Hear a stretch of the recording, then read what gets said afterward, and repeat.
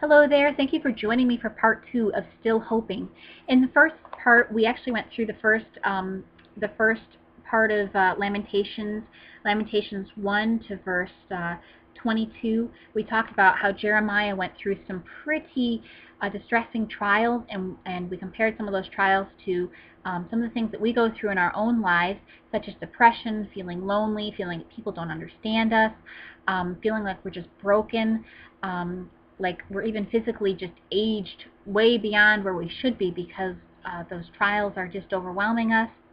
And we left it off where Jeremiah said that he still had hope because despite all of his trials, he remembered that it's because of the Lord and his mercies that all those troubles haven't completely consumed us and overwhelmed us. And because his compassions fail not.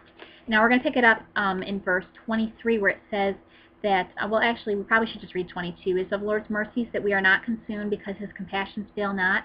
They are new every morning. Great is thy faithfulness. The Lord is faithful despite all of the situations we go through.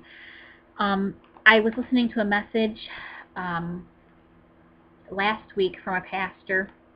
I was checking it out online, and he was talking about how despite situations we go through, God is still working even when we can't see it. And he was using an illustration about Elijah and how the Syrians came looking for him, and the Lord, Elijah's servant, was nervous and scared because he saw the Syrians compassing their house and surrounding it, and he ran to him and was like, there's so many people out there, we're going to die. And Elijah said, there are more with us than with them. And he asked the Lord to open his eyes and allowed the servant to see that the Lord had placed a hedge of protection around them. And the pastor said, despite even when we see those armies and we see all of that, the situations in our life surrounding us and beginning to overwhelm us, we're a lot of times like Elijah's servant, who was terrified and was like, oh, how are we going to get through this? We're going to die. There's no way we're going to live. And even when we can't, and it's not sometimes until God opens our eyes, and sometimes he doesn't, sometimes we just have to go on faith, that we see that God is working on our behalf. He's protecting us. He's placing a hedge of protection around us, even when we can't see it. So despite all of the things we go through, the Lord is faithful to continue to provide and continue to meet our needs on a daily basis. And sometimes, we're looking for a bigger need to be met than what God may be meeting. I always like to use this illustration. When we expect God to work, we want him to mail us $1,000 or $1 million check. We don't often see that little provision of, being able to go to the grocery store and finding something 50% off that we thought we were going to have to pay, full price for. So now we can, put our funds towards a little bit more. We're looking for the big things. But, a lot of times God meets our needs and he provides for us in the little ways. Sometimes even for me, I'll look outside and I'll be like, Lord, I need to see something that you're working on in my life. And I know you're not going to send me that $1,000 check because that's what I really want.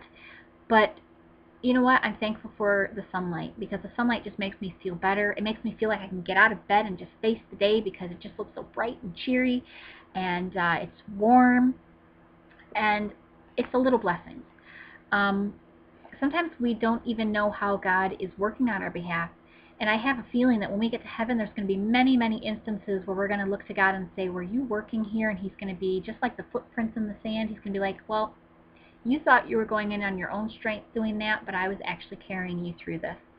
I once saw a picture of a man who looked up, and he's basically looking up at God, and this little stone hit him in the head, and he's like, God, why did that stone hit me in the head?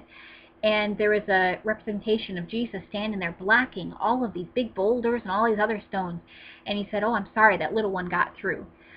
There is so much that God is working on our behalf that we don't even see. And sometimes we berate and we get angry and upset and bitter because that one little stone made its way through.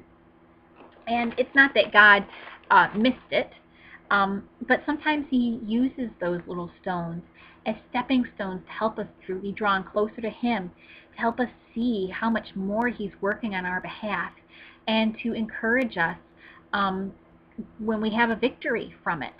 And those victories can be difficult, they can be hard, and sometimes you go through something and you look at it and you're like, Lord, I didn't succeed in having a victory with a completely pure heart towards you. I was angry and bitter, and you still brought the victory along anyways, and I'm just so ashamed that I allowed myself to stumble and fall.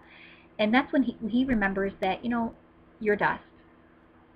And that's not an excuse, but that's just a remembrance that, we're constantly learning and growing, just like children. And when children make a mistake, we don't berate them. Like when they're learning to walk, we don't say, why did you fall?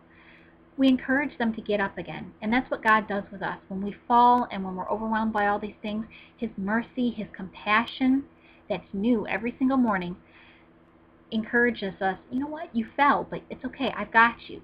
You can stand up. Thank you for joining me today. We're going to continue in the part 3 and talk further about Lamentations 3 and how Jeremiah continued to be encouraged and continue to remember that the Lord was working on his behalf.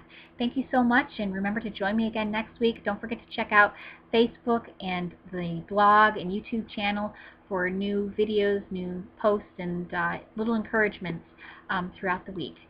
Thank you so much. You have a blessed day.